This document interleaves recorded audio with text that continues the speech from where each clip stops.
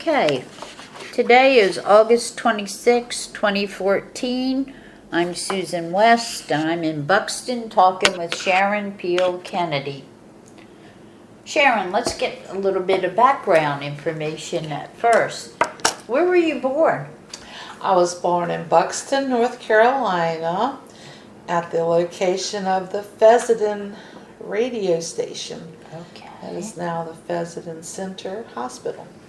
And there was a little hospital It was there? a big hospital, in my opinion. It was a two-story Was it? building. Yes, it was. It was a house that might have been, 2 stories. Might have resembled, say, for instance, the Brady house across the street from me. But I'm sure it was bigger than that. Okay. But it was that type of lot, the way it's sitting up real tall. There's bound to be photos of it here somewheres, because it was beautiful looking. It was beautiful, yes. I remember it as I was older. Okay. And what were your parents' names? My mother's name was Paula Juanita Fulcher, whose family, the Fulcher name is traced to Frisco and down the banks. And my father's name was William Maxton Peele from in Hatteras. Were they both born on Hatteras Island? My mother's father was. Okay. Where was your mother born? Cape Henry, Virginia. And how did she end up being born there? My grandfather was a lightkeeper type person. He worked as lightkeeper. Okay. And your dad was born in Hatteras. In Hatteras. I'm sure in Hatteras, literally.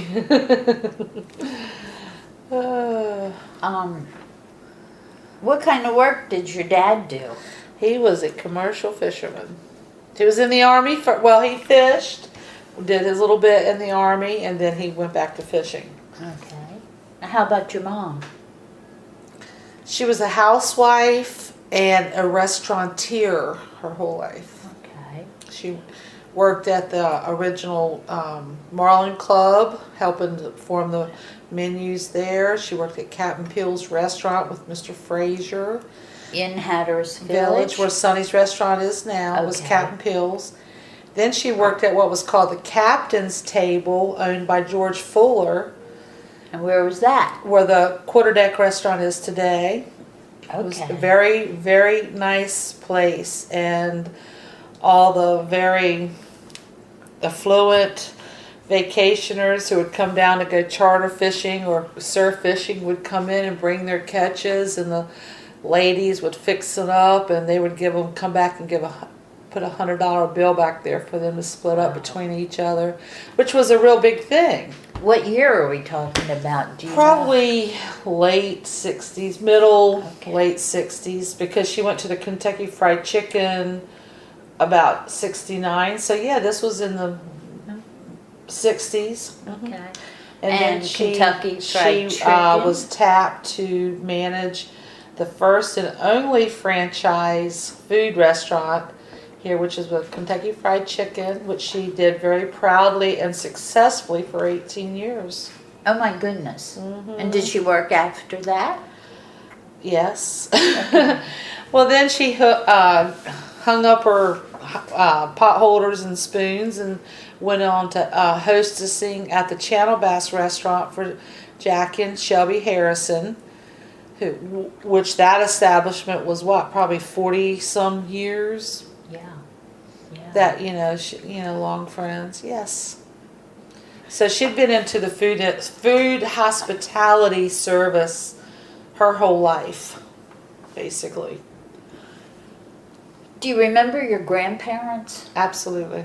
Can you tell me anything about them? Yes. My father's mother, her house was right at the head of our creek, which was our fish house and the fish landings and stuff.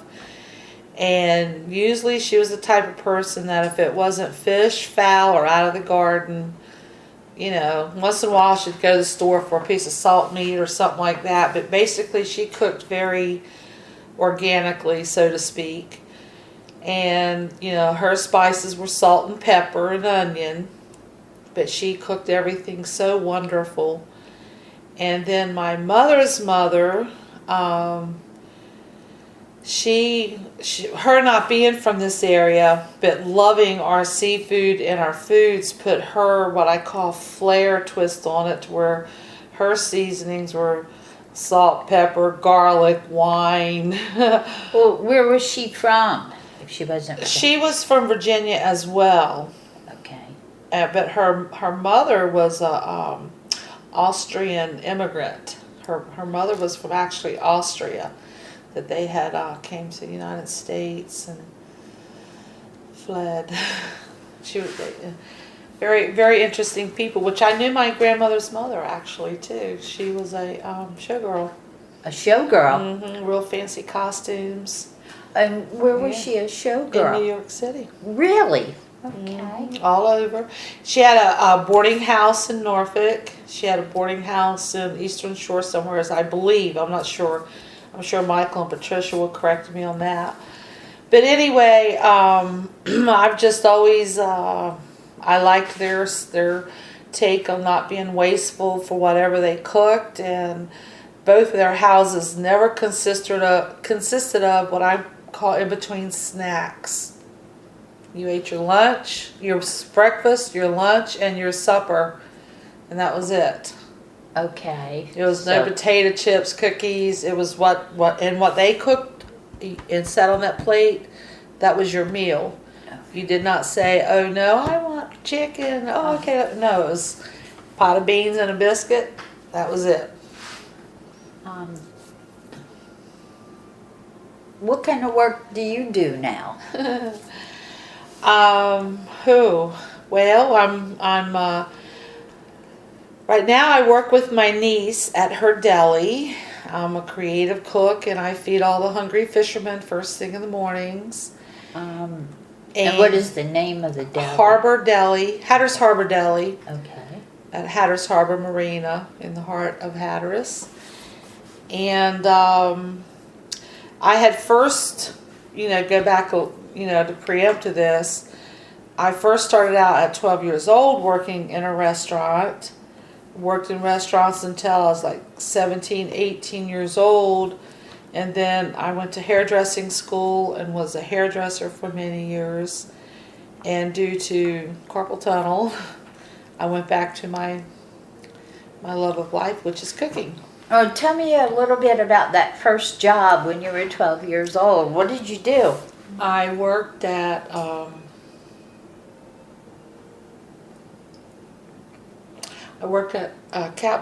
Captain Peele's.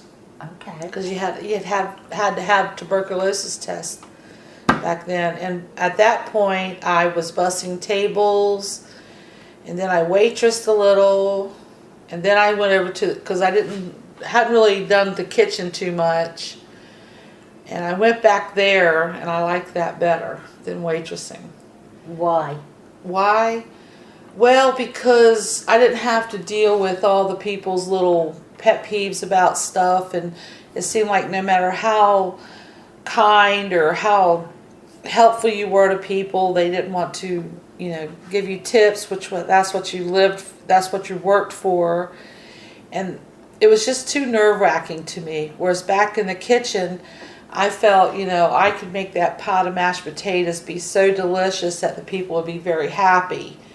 Or I could make, their salads really very nice. Or I could fry their shrimp perfect. And I felt the kitchen people got more compliments and more positive input than waitresses did. Because waitresses seemed to not get their coffee there when it was hot, their beverages enough, or enough hush puppies. And you, Susan, as a waitress, you can understand, a former waitress, you can understand what I'm saying. It was like, Would it be safe to say then that you felt like in the kitchen you could be more creative, yes, more independent? More creative, more independent. And it just, I could focus on making what I was be responsible for making. I could focus on making that perfectly without so many people or so many different directions of questions distracting me. It was a lot more, I could feel like I could do art back there in the kitchen. Going back, you had to get a TB test? Yeah, as a kid, at 12 years old, to get a work permit, you had to have a tuberculosis test. Okay. Mm-hmm. I don't think they still require that, do they? I don't think there's working permits anymore. Oh, there aren't? Okay. So you were 12 years old. Mm-hmm. First working permit. And my mother had always impressed to us that the food industry was the best industry to be in, because all over Europe, all over the world, people went to cafes, went out to dinners. There was never a lack of customers to a restaurant. And that was the one hospitality industry that you could be in, that you could express creatively and get ample monies for. so, I mean, the fact that you're a chef, I mean, it seems like you come by that pretty naturally on both sides I never of your had family. training. Yeah. Tell me a little bit about, did your father cook? My father was a fabulous cook. He was? He was he could steal a nickel and make it taste good. He knew how to put water, salt, and pepper into everything, and it tastes delicious. And he was very basic in his cooking. You know, garlic never went into a pot of anything he cooked, and I can promise you dill or nutmeg, he was definitely basic. The one thing I remember him making the most, he was a long haulman, which they would stay out for days to haul nets. And he would be at the galley cook at some points, and they would make these things called fried biscuits, where you'd make like bacon powder biscuits. Instead of baking them, he'd pat them out flat and put them on a medium hot cast iron skillet and fry cook them to where they would rise, and the crust on them was insane crunchy and salty and good. And when I'd hear that boat coming in, I'd run to go just get a piece of that fried biscuit. And he was always making turtle hash. Okay. Do you know how he made that? Sturgeons. Yes, I did. I helped him make it. Okay.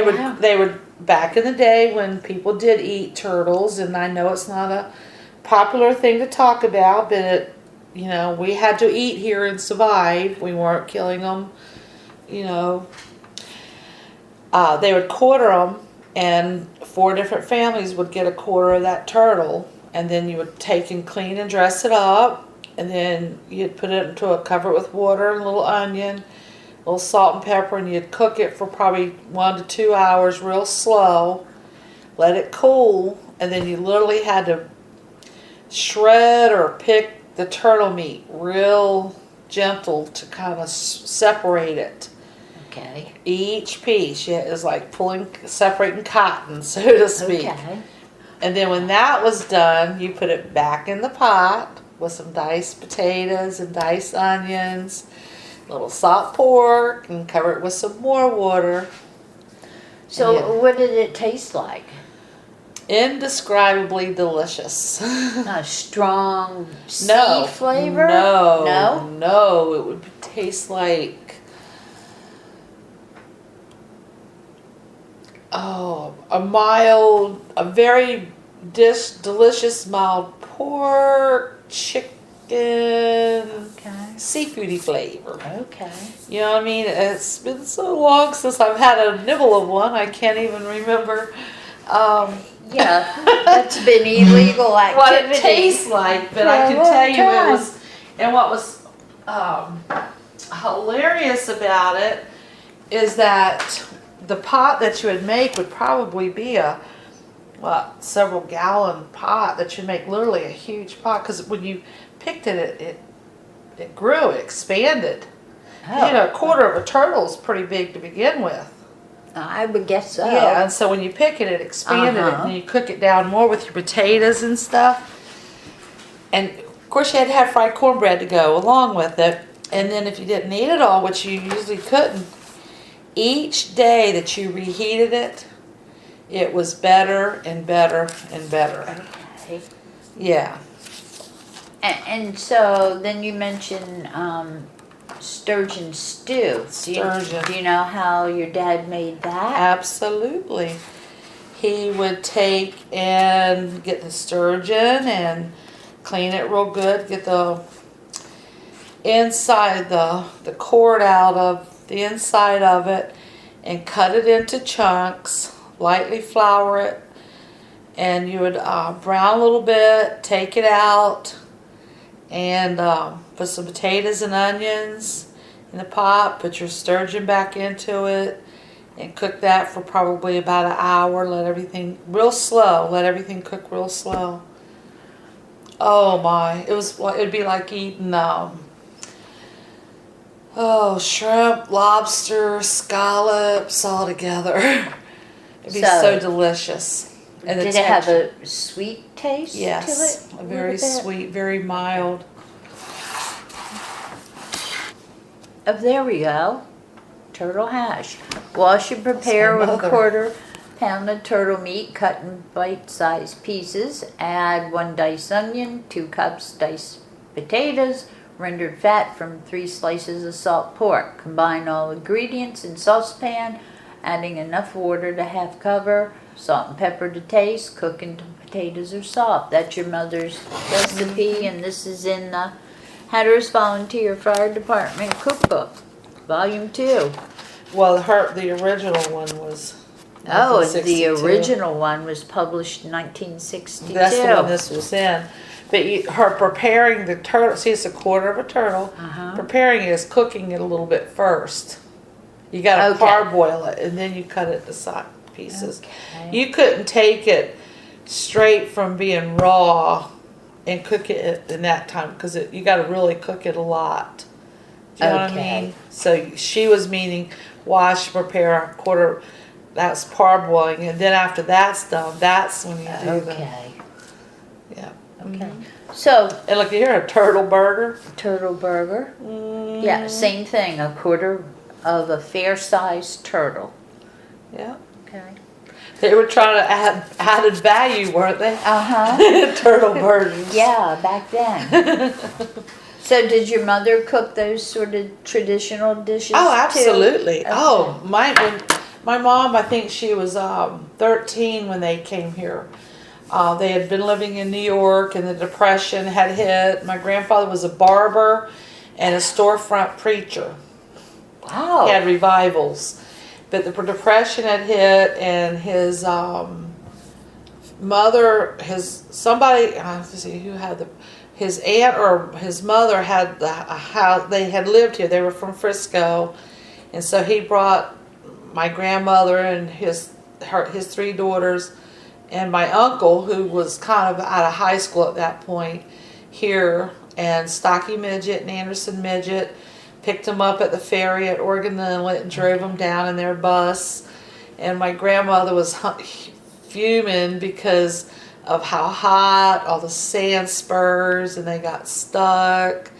And here they left New York City with subways, taxis, meat markets, opera houses, movies, and you're coming down to Hatteras with nothing but sand dunes and sand spurs. I can't imagine what she must have thought. And the kid, Mr. Stocking, they were standing on milk crates or soda crates to drive, and it was quite a bit. My mother was the only one who fell in love with it flat off the bat. Really? My mother thoroughly loved where her father had brought her to. My grandmother quickly grew to like it here. My 2 aunts did not cotton to it, and my uncle enjoyed the sportsmanship here. He loved the fishing, the surf fishing and stuff here. But he was very sophisticated. He was incredibly educated man. My mother's Did they brother. stay here? No, too? he was. They moved away. He had gone to college and he joined the Merchant Marines, and Okay. he traveled all over the world. He, like I say, he was a very sophisticated man. And my aunts went to school here, but they graduated quickly, and then they went to other schools. Okay. And my mother met my dad, and she fell right into being a Hatteras type person right off the bat. Is she really in it here well? And where the Durant Motel's at, we used to be, the old Durant station, that's where she first lived, being married to my father. Oh, really? My oldest brother, yeah, way out there where there were no other houses. And my aunts and everyone all talked. So that was kind of on the outskirts of the village at that time? There was the only other people were Mr. Lawrence Lee Austin and all them out at the Point. What's the point? Where Raymond Austin and them lived at the Point. Okay. Miss Lila. Uh-huh. Out in that Denise Austin where they lived out, you know where I'm talking. Yeah, that's called the Point. Yeah. What was the one, Natalie Chase, what was her husband's name? I don't know, remember. Natalie Austin now. Uh-huh. Lawrence Lee? I think so. Yeah, Lawrence, out there. But there where the Durant Motel before Emily or Isabel washed it out. Okay. That old Coast Guard thing. She lived there because it was my grandmother's brother, Andrew Austin, who owned it. Eddie Skakel's grandfather. Okay. So So that was kind of on the outskirts of the yeah, village. here she was a almost. 15, 16-year-old girl with a newborn baby out there, and my aunts and everyone were mortified because here's this city girl hand scrubbing clothes and clothesline, rigging chickens' necks and cooking on a wood fire. I mean, there was no electricity. Oh my goodness. If you think about it. Oh my goodness. When what did a electricity change. get here? Yeah. What year did electricity get to Hatteras Island? I don't know. Sometime, 56, 57? Well, she was here in the 40s. Amazing that she... But that's what they marveled on when she was ill last year, and everyone was reminiscing. They were all going on how this girl moved here and how well she fell into the adaptation of, making do and, and never complained. Never, she loved it because it was like she felt like she was a little house on the prairie, Exactly. Yeah. So you had said that your mother used more spices? Oh, and all? yeah. She was way more into using vanillas and herbs, and she loved her basils, and she loved nutmeg and cinnamon and garlic, and, So she wasn't afraid to experiment? Oh, my mother could, she was an incredible cook, yes. And did your dad like your mother's cooking? Yes. Uh-huh. Okay. But we could never get it straight. He would always say he didn't like it when she'd put garlic and stuff, but it was Worcestershire sauce he didn't like. Oh. He would always get garlic and Worcestershire sauce mixed up. We could never understand that one. But no, he very much liked my mother's cooking and baking. Okay. Did your family have a garden when you were growing Yes, until I burned it down. up? How did you burn it down, Sharon? Well, my dad had a big garden, actually, and it grew everything. And I'd always seen how they used to clear brush away from stuff, and I had my little playhouse was right at the edge of his garden, and a bunch of the old myrtle bushes had grown up all around it, and I was figuring I couldn't cut them all down, so I was going to burn them like I'd seen my dad and them do. And so I remember going over to the boat and get a little gas and throw up onto it, and all of a sudden, man, that thing flew up, and I ran into the house to go get my mother's broom to get it out with. How I thought of doing that one. I probably got more trouble for burning her broom up than anything. But he never got mad. He was never... But yeah, it got out of hand, and... So what did your parents grow in the garden? Oh, collards, of course, green onions, tomatoes, all kind of peppers. I remember beans, potatoes. And now his mother, who lived right at our property too, we always had chickens and ducks. My grandmother had a huge chicken coop, a very big. Wow. Where Uncle Nacy's little house was built, that whole thing was a huge chicken pound, giant. And we had ducks, and we would actually eat those chickens and sometimes eat those ducks. We always had fresh eggs. Did you buy much from the store? Yeah, they did. You know, flour, beans, Crisco, stuff like that. But never bags of potato chips and never bottles of soda in our house. I never, ever, our cakes and stuff were all homemade. Our cookies were, yeah. As Mama would say, who had the money to buy that stuff? You know. Did you have a favorite food growing up? Oh, yes, I did. It would probably have to be her baked fish. Do you know how she baked it? Yes, she did. It was either a large bluefish or a large drum that she would side. You know, take the meat, skin off in just one piece or two pieces. Slice potatoes super thin. Toss them with some onions and flour. Put them on the bottom of a pan. Put the fish on top. Fill it with water up to the fish. Cover it and bake it. It was delicious.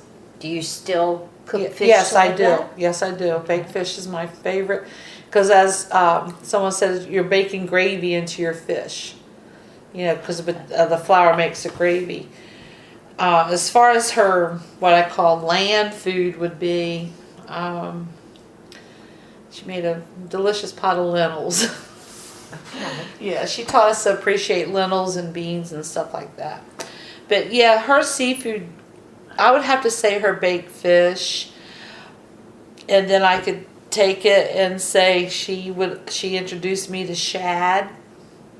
Okay, and how do you cook shad? Or what That's that. Well, there's in cookbooks is shad where you take and cover it and cook it for several hours at 200 until everything, you know, you can eat everything to it, and then just spread it on toast points. You didn't eat it like you did other fish because it was so strong and so oily. It was more like a spread? Yeah, like a spread hors d'oeuvre. Okay. Then sometimes she'd fry it. She'd fillet it and then fry it real slow, and then the bones dissolve that way too. And it gets super crisp. Did she fix the roe? Oh, heavens, yes. That was for breakfast. With eggs? Mm-hmm. And with the roe, did you fry it? Mm-hmm. Okay. Mm-hmm. Indescribably delicious. Okay. Mm-hmm. You mentioned shad, turtle, sturgeon. I heard you say bluefish. Were those the mostly what you ate as far as seafood? We always had fried spot for dinner at times. Sometimes sea mullet. My dad would take sea mullet, which most people didn't like. And sometimes you'd score it and fry it whole, which is very delicious. But my favorite he would do would take and boil potatoes and onions until just about done. And he would head, gut, and scale, then score the sea mullet fish, and then lay them right on top of the potatoes and cook them down that way. And then all that stuff, and then you take the fish out, mash up the potatoes, pull the fish off the bone. And to me, it's right there with boiled drum. Okay. To me, sea mullet is right there with drum as far as deliciousness of fish. Mm-hmm. But you didn't eat any stuff like the offshore species, like tuna or wahoo? The first time I ever ate swordfish, the first time I ever ate an offshore fish was when I worked at Captain Peele's, and Miss Grace and them were serving swordfish. They would have grilled swordfish. And she let us taste it, and I did not like it because it had a weird tang to it at the end. You would take the bite and you would taste the fish, and then it had a weird tang to it, and I did not care for it. Then working at the Channel Bass, I got to learn to eat dolphin. That was okay, but I guess I didn't like the way it was prepared or whatever. It just seemed dry and no flavor, like I was used to a piece of bluefish, Okay. so to speak, you know. So, do you still prefer the inshore species? Yes, I do. Uh-huh. Yes, I do.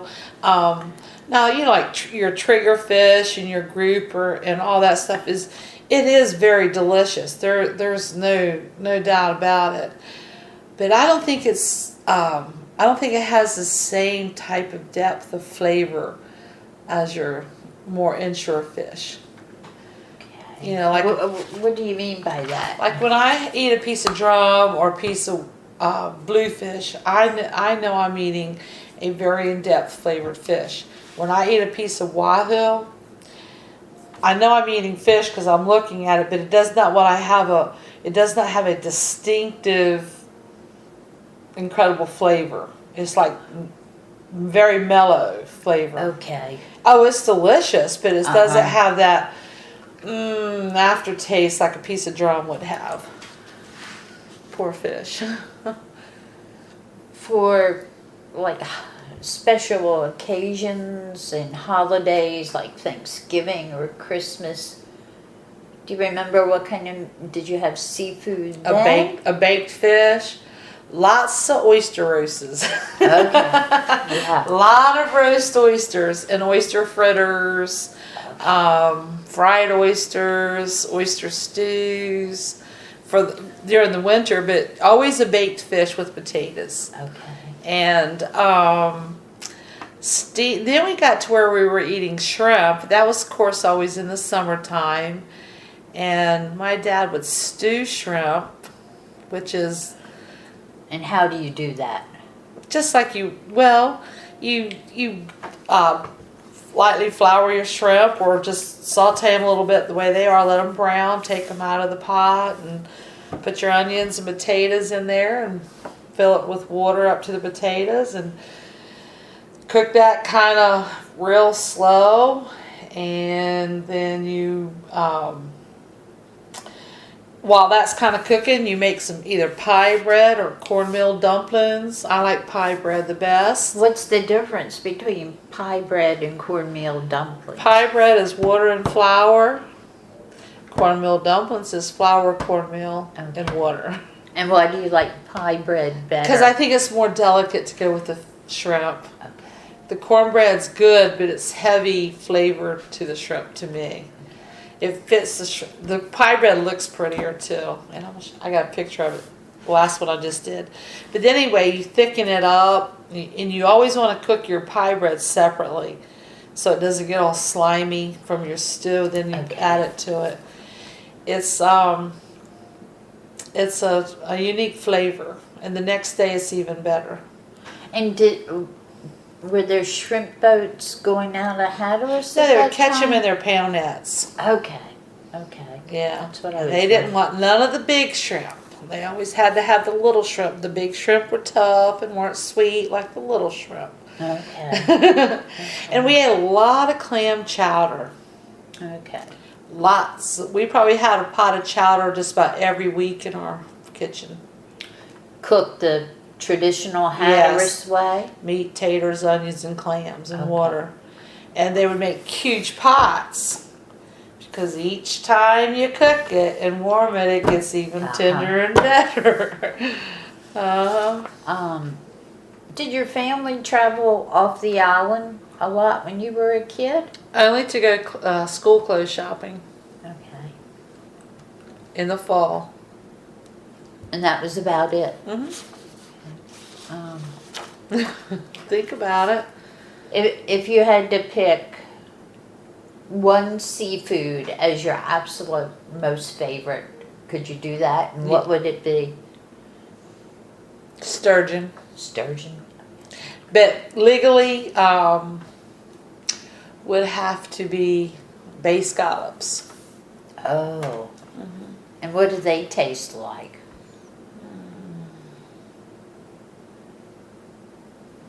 They're very sweet and very salty. They taste like candy when you eat them raw. They're that sweet. Cooked. You can eat those raw? Oh gosh. Really? Very fresh, very sweet, and very salty, and the texture is very, very palatable. It's crunchy, or yeah.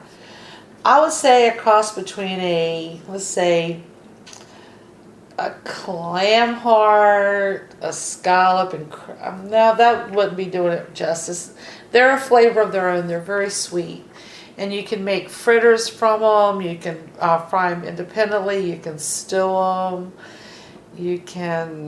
They're great made into ceviches. Their scallops are very good, and they freeze very nicely. But yeah, I have to say scallop is my favorite, because there is no one fish that's my favorite, because I'd be wrong to say any one fish I ever liked more than the other. You ever do a show on the radio? Can you tell me about that? Oh, yeah.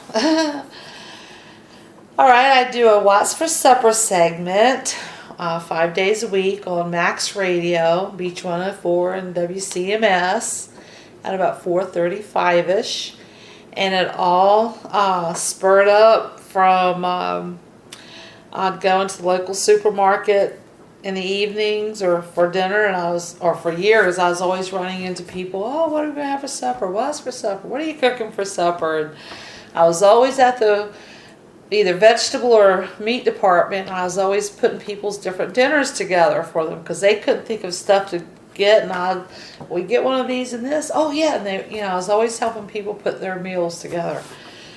And I was working at the Hatteras Harbor Marina, and on the Saturday mornings, the Captain Marty show would call up to get a fishing report, and I was the one to always give them fishing reports, and I was talking to Marty. Would ask me questions and always try to stumble me up, and I was always quicker on the draw than that, and got talking to him about eating soft shell sand fleas and stewed shrimp, and that. Wait, sand fleas? Sand fleas, like in the ocean that people use to catch pompano.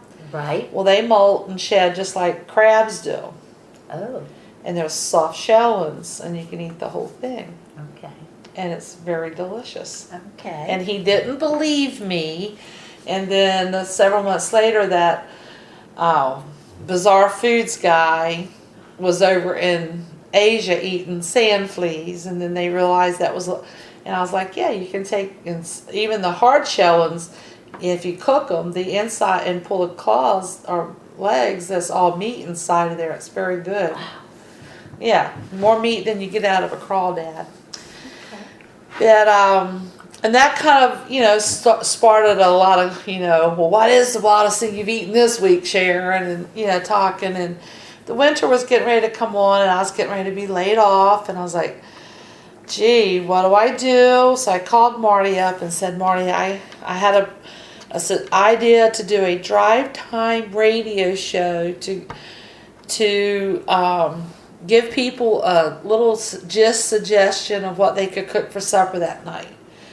And he said, well, he'll ask the station managers and all, and he did. And I called him about 2 weeks later, and he says, well, they spent all that whole week discussing it over lunch. And when he said that, I knew that I was probably getting the spot, because why would they talk about it for a whole week? And so I met with the station manager, Mike Smith, and told him what I was going to do, and he told me to get my scripts together and come up and read. And my first one was stewed shrimp. And my second one was fried down duck. Fried down Fried duck. Wild duck, fried duck. And I was nervous because, I've never done anything like that. And, I thought it was as corny, but it might, spin off. And he told me, don't be nervous, just go for it and they'll work with me. And I think this is my 6th year later. And I dedicated it all to seafood. I was going to do land food, but then I said no. I knew our families, fishing communities were in such turmoil with all the regulations and things weren't looking bleak, and I thought, if I dedicated this to seafood only and encourage people to go into seafood markets to purchase their seafoods, that might create a nice demand to say, hey, wait a minute, we can't stop this fishing now. We got people who want to eat the seafood. And I'm not sure I'm saying that correctly, but I just felt like it would bring attention to where people do like to buy seafood. Because most people didn't think about stopping to a seafood market. They would go to their regular supermarket and get chicken, beef, or pork. Or if I could say, hey, go get a half a pound of scallops, a half a pound of fish, some taters and onions, and you got dinner. And plus all the benefits of the seafood over the fat and hormones of the supermarket meats. And they liked it. And as I say, I think it's as cornbread and country fed as you can get, because that's how I feel I am. And at first I didn't think I was getting much of a response from it, or people weren't liking it. And about 3 years ago, it seemed like no matter where I would go, if I was in another room and I was talking to somebody would come, are you that girl that does the recipes on the they recognize my voice. And people were always asking me about cooking stuff, and that's how it figures. And even to this day, I can just write my name. Oh, I see, I listen to you all the time. And people really like it. I've been in restaurants with people, and somebody will come over and say, I listened to your crab cake recipe, and I had some crab cakes, and I did it, and they were good. I mean, people were actually liking the seafood end of it. And actually using. it because I'm really emphasizing salt and pepper seafood. Simple seafood done simply, and kick up your sides. Don't cover your fish and your shrimp and stuff with cheeses and sauces to where you can't, distinguish that beautiful seafood that you paid premium dollar for. Keep that simple with a sauce to add on to it, but like jazz up your potatoes or your rice or your pastas, so you're not disguising that premium price seafood. And so you've been doing your radio program 6 years now? I believe that's what it is. Oh. And you're also involved with Outer Banks Catch. Yes, we met at a fire station in Rodanthe, how many years ago? 2009. Something like that, yeah. And, 2009. And it was just maybe 10 of us there. And the next thing I know, we just started Outer Banks Catch. 4 years later, we've had quite a drive. Well, 6 years later, we've had an unbelievable drive of interest towards the seafood industry. We've been asked to participate in many functions to bring awareness, and then we kind of transpired a little bit. There was 3 other groups that were formed down the coast, which is Ocracoke Fresh, Brunswick's Catch, Carteret Catch, that all came together and decided to form an umbrella group called NC Catch. Okay. So each one of our individual groups can focus on our individual needs, where the NC Catch helps focus on the broader spectrum and helps all of our groups. And didn't you go to the state fair with NC Catch? I sure did. The last year? Yes, I did. What did you do there? Phew, I thanked Jesus for being my friend because I went there with 150 pounds of shrimp, unpeeled, donated by One Cheese Seafood, and some were donated by Benny O'Neill. From down the sound from Karen, BJ's. Brent Fulcher? Brent Fulcher Okay. Seafood. Okay. And I had 10 pounds of potatoes, 5-pound bag of onions, and some salt meat. But I carried the potatoes and onions and a little bit of cornmeal with me because I knew we were going to be neighbors with House Autry breader mixes. And I wanted to woe them with a pot of my stewed shrimp.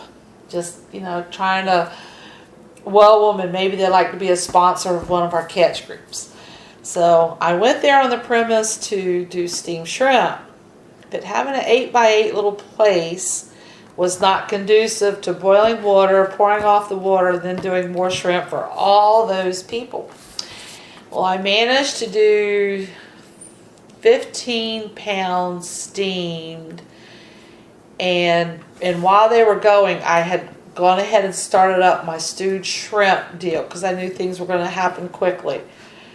And the gentlemen who were handing out the shrimp, like, gosh, Sharon, this is not enough. They went like within moments gone, and people were just getting the shrimp and leaving. Well, here comes my first batch of stewed shrimp ready. And we had our little 2-ounce proportion cups. And I'm sitting making little teeny cornmeal dumplings then. And these people would come and get that little bit with that little spoon. And they would eat the stewed shrimp, and they would stop and ask what kind of broth was used, what did we put in it, stop, make comments, how delicious it was, pulling other people in to taste it. It was crazy. Before, they were just picking up the shrimp and walking on, not saying a word. Because they knew what a steamed Shrimp was. But when I showed them another way of doing shrimp, they went bananas. Well, within 3 hours, we had gone to the, I'm going to say, Sam's Club and bought a box of 3,000 spoons and 3,500 little 2-ounce cups. And we ran out on the third day.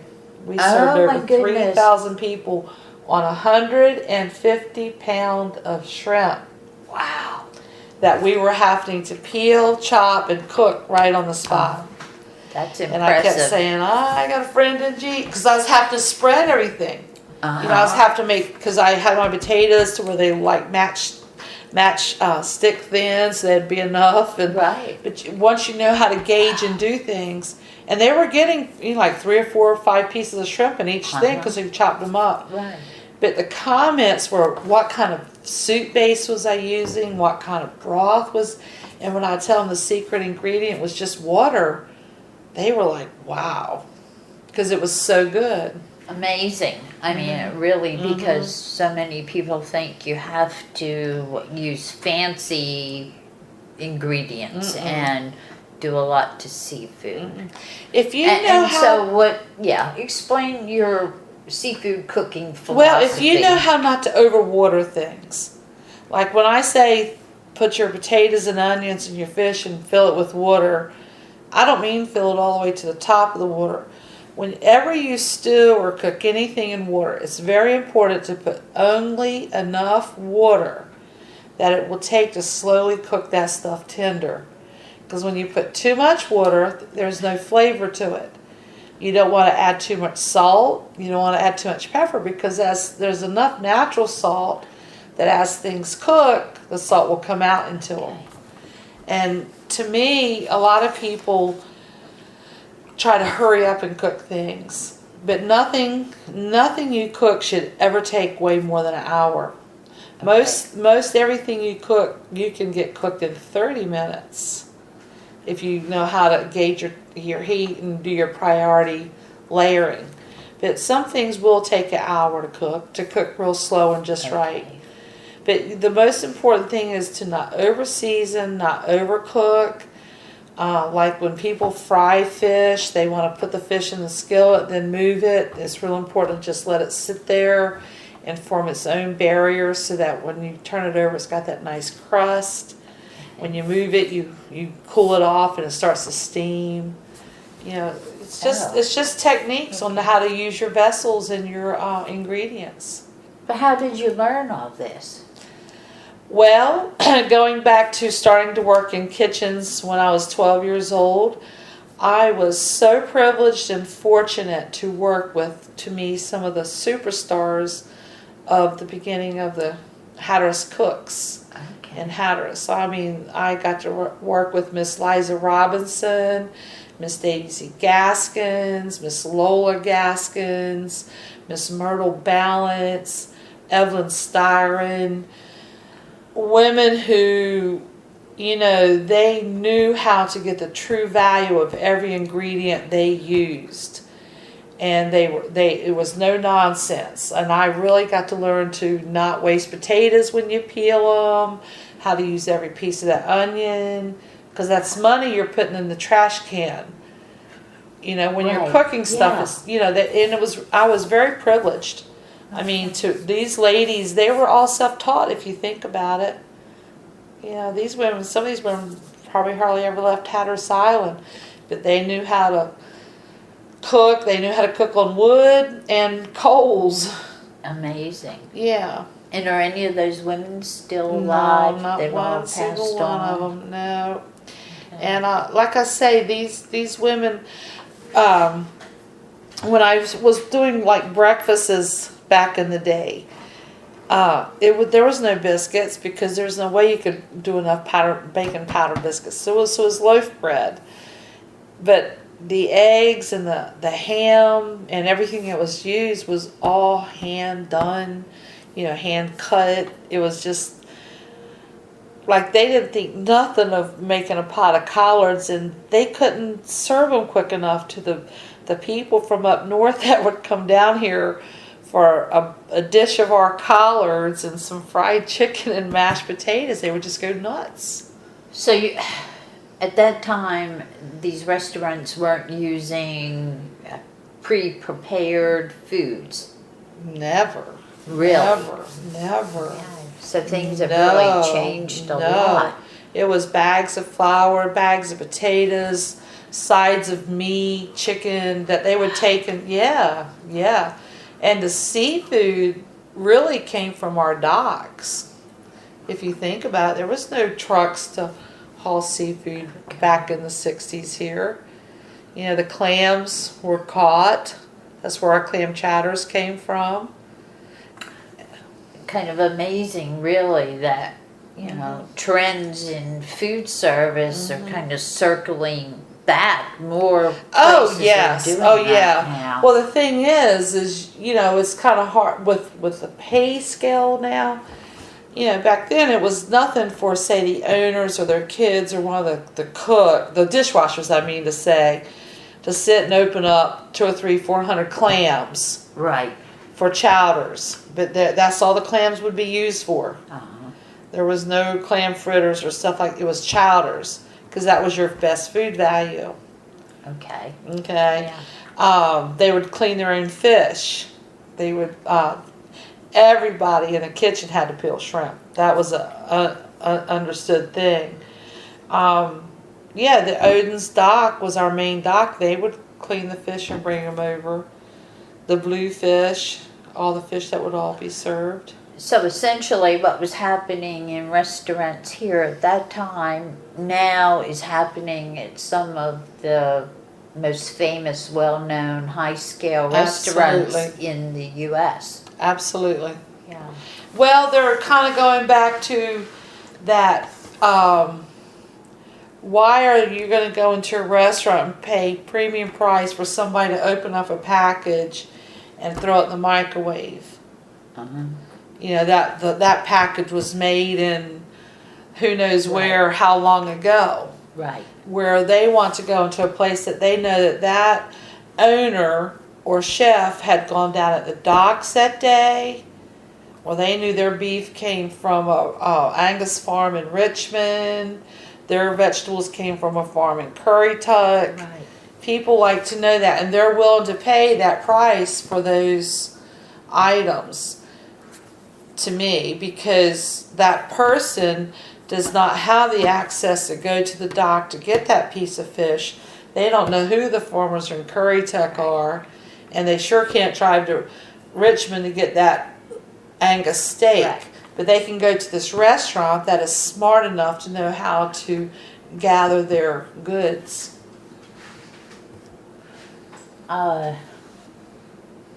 Switching over to a completely different topic. I know you go to Our Ladies of the Sea Catholic Church here in Buxton. And I'm not sure how long that church has been here. I remember when the building was built. Did you go to Catholic church before that church was established? Yeah.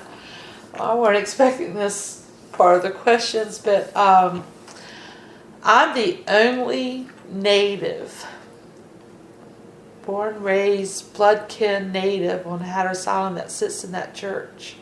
Oh my goodness.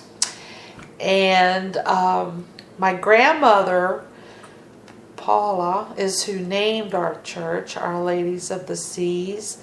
She held the very first Catholic masses on Hatteras Island in her living room. Now, wait a minute.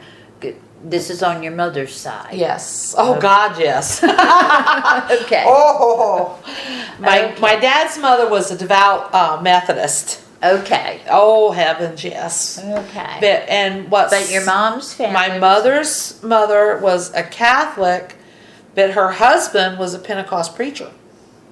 Oh my goodness. Yeah. Yeah. Yeah, he was a preacher at the Lighthouse Assembly of God Church, as a matter of fact. And a barber on Hatteras. Okay. Mm-hmm. But his wife was Catholic. Oh, yes. Okay. So you grew up Catholic. Oh, yes. Okay. But that was very controversial. Like I said, she held the first Catholic Mass in her living room using an ironing board as the altar. Wow. That the priest would come all the way from Elizabeth City to hold Mass on Saturdays. Oh my And there was goodness. not Willie Foster's mother, Miss Jean Foster. I don't think she was quite here yet, but she was one of the original Catholic ladies who wasn't even from here. She was from New York herself. Okay. Miss Jean. Carol Dillon's husband, Bill Dillon, he was Catholic, but she's Methodist. That was it. There was no other Catholic families here. Okay. Willie Foster, the Dillon girls, and my family were the only blood natives of Catholics here. Okay. Now, it was very controversial because we went to church on Saturdays, number one. We were Catholics. And everybody else was Pentecost and Methodist. I don't remember a Baptist being here back then. Okay. But, yeah, it was quite... So do you remember Mass at Yeah, your grandmother's yes. house? No. Okay. They went. That was just a short while. Then they went over to the Navy base. The Navy base had a Oh. movie theater, Okay. and they held them in there.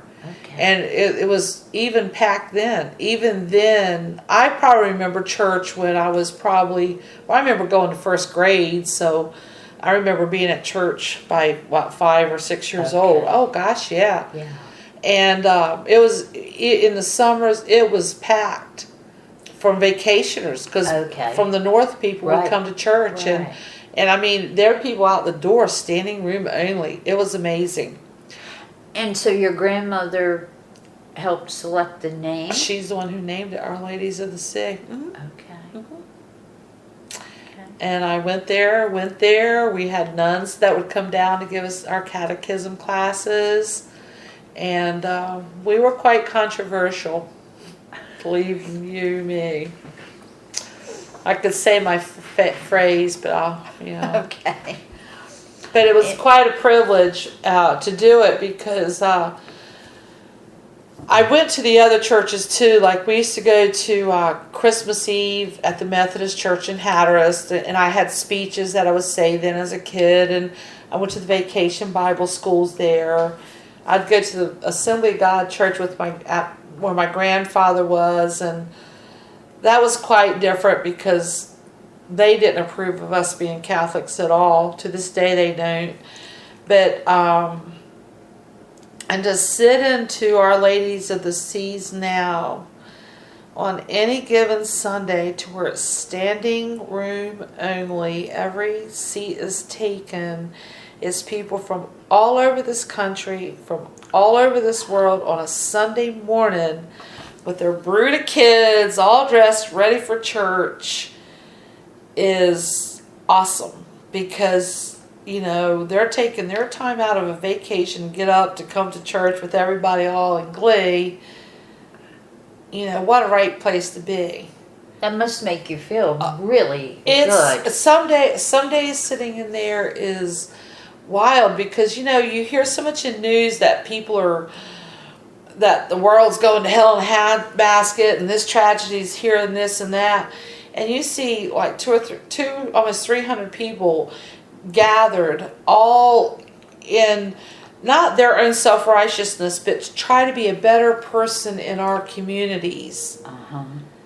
That's moving to me. Do you know who owned that property where the church is built? Caskey. Mr. Did you know? Guy Ed Quidley and them did first. Okay. Yeah, Preston Quidley, Guy Quidley, Ed Quidley. Okay. And then they sold it to a Mr. Caskey. Okay. I don't know if you know any people that live down that Caskey Lane there. No. You know where I'm talking about? Yeah. He sold it to all those people. They sold it to him. Okay. And then Father Klaus bought it from him, from Mr. Caskey, back in the, I'm going to say, very early 70s. Okay. Who was Father Klaus? Klaus. Was he here? Yeah. Oh, okay. He was here. Okay. Yeah. But it must have taken a really long time to raise enough money to build that. Oh, well, see, he bought it in the early 70s and never did anything with it because it was all wooded on the water. Plus, there was not enough resident Catholics here to warrant a church like that. Okay, a diocese was not going to put no cathedral here, and my mother and grandmother would always, when they'd send a new priest, they'd always say, whose toes did you step on that they sent you here, because this was a punishment to be sent to Hatteras Island to be a priest. And they didn't live here. They had to live in Nags Head, and they had to drive down. Oh, really? Oh, yeah, they didn't live here. Oh, geez. No. Okay. And so we met at the Navy base until 20-some years ago, because it was when, 20-some years ago that we moved from there. We were homeless. Then we met over at the Methodist Church here for about 2 years, I think, while they were finally gotten the loan and approval to build that church. It's a beautiful church. Yes. It's a beautiful piece of property. It I walked behind it. Beautiful. It's gorgeous. It's very beautiful, and it's quite unique in the way that the people who have moved here and are so attentive and take into it. It is really very nice. I don't participate in that, in the what you call, taking care of something, the procurement, and I'm not involved in that parts of it because I don't ever know what my schedule is, and I don't want to say I'm going to be able to do this and I can't be there. And I'm just now getting at the age to where I can do all that stuff. But I would have to say like Linda Browning and Rita Dorr, Carol Lang, she just moved away, and Gazendale's been there forever with it. And it's just, I mean, I help out where I'm supposed to and all with all the food stuff. But it's Well, that must make you feel really good, though. to tell you the truth, I am so glad that I followed my heart and my soul in it, because whenever not to speak, ill for other churches, because I do love that people do believe in God, and people do believe that Jesus taught us to be peaceful and love our neighbors. I'm very thankful in that. But I feel like when I went into a lot of their churches, it was always about, well, if you smoked a cigarette this week, you're going to go to hell next week, and this isn't for that. But I felt like they were condemning people for their lifestyles or their choices, or because they didn't go to church last week, or they missed this revival. I feel like the Catholic Church, it was all about what can you do within yourself to be a better person. How can you better help to lift someone up? How can you be a better citizen to another person? Right. To me, that's what it's all about. It's all about how can I be a better person in this world and help lift other people who might need a lift. That's nice. And that's all my whole life is taken from that church. It's not about my being a sinner or a bad person. It's how can I be a better person today? Right. And that's how our church has always been, and I love that. Another question. Would you want to live any other place besides Hatteras Island? I have lived other places, and 27 years ago I was in Germany, and it was time for me to come back to the States, and I was thinking, where in the world does Sharon want to live? Yeah. I was at the age that I needed to settle somewheres. And what were you doing in Germany? I was taking care of my brother's children. He was in the military and had been divorced and needed someone to help him with his children. Prior to that, I had lived up on Long Island. I lived in California. I lived in the Bahamas for a short while, in Virginia Beach. We lived in Alabama and here. And where was I going to live? And I didn't want to live anywhere where it snowed from November until May. And I didn't want to live in Florida where it was hot all the time. And I knew Hatteras Island, the winters here were exhilarating, to put it mildly. That I loved our weather systems. No matter how cold and stormy it was, it felt neat to be here. Even when the power went out, it was, oh my God, what are we going to cook over the stove? And I loved our climate here in the winters, because I know sometimes in February you'd have the most beautiful days to go on that South Beach when you used to be able to drive on it and go find the most beautiful shells, or just sit there and look at that water, how beautiful it was in February.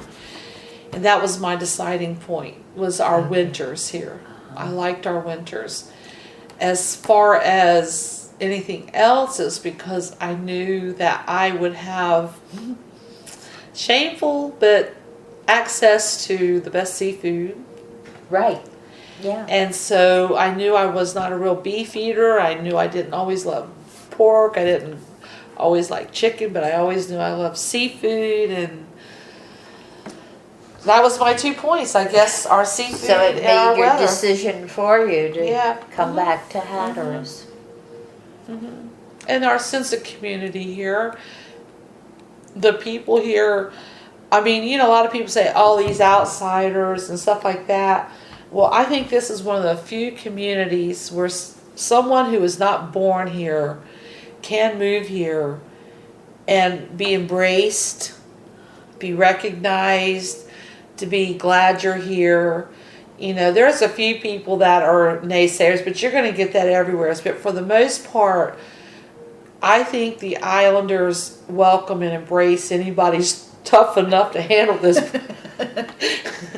They get a kick out of that at some point, because let that wind kick up, see how long you stay here. Exactly. And sometimes we'd say after a hurricane, there'll be some for sale signs now, or they, But I think the people here realize we live on an island. Our resources are abundant, but can be taken in a moment's notice by Mother Nature, and everyone really pulls together for our whole survival. It's Yes. amazing, and I've seen the worst of conditions, and the resilience is just like, wow. It is, isn't it? Yes, it is. Really It is. Well, I appreciate your time this morning. Is there anything else you want to share, Sharon? No. Other than I'm glad I've had the opportunity to share. I don't know how viable all this is or It's great. whatever, but I know people like to hear about the history of stuff or what happened, but I would also like for anybody to read or hear about this to realize that, where we do cherish our way of life, it is important for outside forces to not come in and try to change it to their liking, because what works well in a mountain area or a suburban area does not work well on a barrier island. There are differences. There's differences, and we like to share what we have, and we like to learn from outside too, but you can't change it to fit that place. Just no different than you can take our island way and exist well in the mountains with it. Right. So it needs to be understood that accept what we have here and don't try to alter it to where it doesn't reflect the ambience of our island. So to stay true to the character. Yeah. Yeah. Leave it the way you learn to love it. Right.